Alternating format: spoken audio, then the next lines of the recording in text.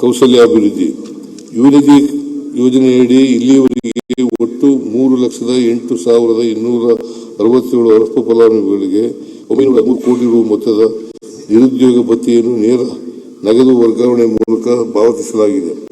ಇಲಾಖೆಯ ವಿವಿಧ ಯೋಜನೆ ಹಾಗೂ ಸಂಸ್ಥೆಗಳಡಿ ಒಟ್ಟಾರೆ 80,086 ಅಭ್ಯರ್ಥಿಗಳಿಗೆ ತರಬೇತಿ ನೀಡಲಾಗಿದೆ.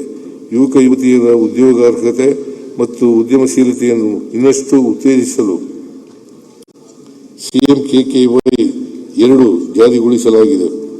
ನಮ್ಮ ಸರ್ಕಾರದ ವತಿಯಿಂದ ಆಯೋಜಿಸಲಾಗಿದ್ದ 11 ಬೃಹತ್ ಉದ್ಯೋಗ ಮೇಳಗಳಲ್ಲಿ ಒಟ್ಟು 1,16 ಲಕ್ಷ ಅಭ್ಯರ್ಥಿಗಳು ಹಾಗೂ 1,946 ಉದ್ಯೋಗದಾತರು ಭಾಗವಹಿಸಿದ್ದು 19,863 ವಿದ್ಯಾರ್ಥಿಗಳು ಆಯ್ಕೆಗೊಂಡಿರುತ್ತಾರೆ.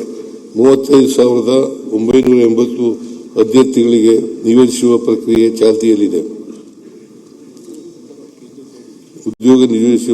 ಚಾಲ್ತಿಯಲ್ಲಿದೆ.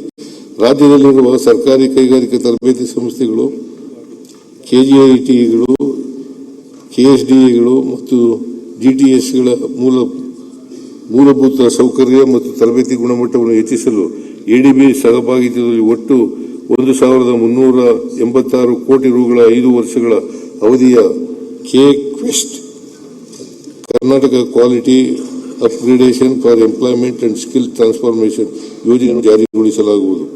ಸರ್ಕಾರಿ ಕೈಗಾರಿಕಾ ತರಬೇತಿ ಸಂಸ್ಥೆಗಳನ್ನು ಕೇಂದ್ರ ಸರ್ಕಾರವು ಘೋಷಣೆ ಮಾಡಿರುವ PM ಸೇತು ಯೋಜನೆಯಡಿಯಲ್ಲಿ ಕೇಂದ್ರ, ರಾಜ್ಯ ಮತ್ತು ಉದ್ಯಮಿಗಳ ಸಹಭಾಗಿತ್ವದಲ್ಲಿ ಹಬ್ ಅಂಡ್ ಸ್ಪೋಕ್ ಮಾದರಿಯಲ್ಲಿ ಕ್ಲಸ್ಟರ್ಗಳನ್ನಾಗಿ ಉನ್ನತೀಕರಿಸಲಾಗುವುದು. 26-27 ಸಾಲಿನಲ್ಲಿ 2 ಕ್ಲಸ್ಟರ್ಗಳನ್ನು 241 ಕೋಟಿ ರುಗಳ ಘಟಕ ವೆಚ್ಚದಲ್ಲಿ ಕೈಗೆತ್ತಿಕೊಳ್ಳಲು ಉದ್ದೇಶಿಸಿದೆ. ಮೈಸೂರು ಮತ್ತು ಕಲಬುರಗಿಯಲ್ಲಿ ತಲಾ 16 ಕೋಟಿ ರು ವೆಚ್ಚದಲ್ಲಿ ಶೈಡರ್ ಎಲೆಕ್ಟ್ರಿಕ್ ಯೂತ್ ಇಂಪ್ಯಾಕ್ಟ್ ಕೇಂದ್ರವನ್ನು ಸ್ಥಾಪಿಸಲು ಉದ್ದೇಶಿಸಿದೆ. ಇದರಿಂದ ಪ್ರತಿ ವರ್ಷ ಒಟ್ಟಾರೆ 2,000 ವಿದ್ಯಾರ್ಥಿಗಳಿಗೆ ತರಬೇತಿ ನೀಡಲು ಮತ್ತು ಉದ್ಯೋಗಾವಕಾಶ ಕಲ್ಪಿಸಲು ನೆರವಾಗಲಿದೆ. ITI ಕಲಿತ ವಿದ್ಯಾರ್ಥಿನಿಯರಿಗೆ ಉದ್ಯಮಗಳಲ್ಲಿ ವಿಫಲವಾದ ಉದ್ಯೋಗಾವಕಾಶಗಳಿದ್ದು ಹೆಣ್ಣು ಮಕ್ಕಳ ಪ್ರವೇಶ ಹೆಚ್ಚಿಸಲು ಮಹಿಳಾ ತರಬೇತಿದಾರರಿಗೆ 1,200 ರುಗಳ ವಾರ್ಷಿಕ ಬೋಧನಾ ಶುಲ್ಕ ವಿನಾಯಿತಿಯನ್ನು ನೀಡಲಾಗುವುದು. ITI ವಿದ್ಯಾರ್ಥಿಗಳಿಗೆ 2 ಹೆಚ್ಚುವರಿ ವಿಷಯಗಳಲ್ಲಿ ಬೋಧನೆ ಮಾಡುವ ಮೂಲಕ ಉನ್ನತ ವ್ಯಾಸಂಗ ಅಥವಾ ಉತ್ತಮ ಉದ್ಯೋಗ ಪಡೆದುಕೊಳ್ಳುವ ಅವಕಾಶ ಕಲ್ಪಿಸಲು ಪದವಿ ಪೂರ್ವ ಪ್ರಮಾಣ ಪತ್ರವನ್ನು ನೀಡಲಾಗುವುದು. ಕೊಪ್ಪಳದ GTTC MSDCಯಲ್ಲಿ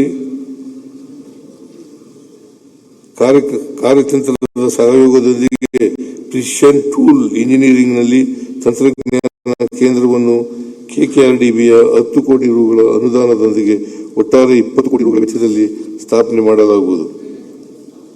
ಜಿಲ್ಲೆಗಳಲ್ಲಿ ಬೇಡಿಕೆ ಆಧಾರಿತ ಕೌಶಲ್ಯ ಅಭಿವೃದ್ಧಿಯನ್ನು ಬೆಂಬಲಿಸಲು 1 ಕೋಟಿ ರೂಪಾಯಿ ವೆಚ್ಚದಲ್ಲಿ ಚಾಲೆಂಜ್ ಫಂಡ್ ಸ್ಥಾಪಿಸಲಾಗುವುದು.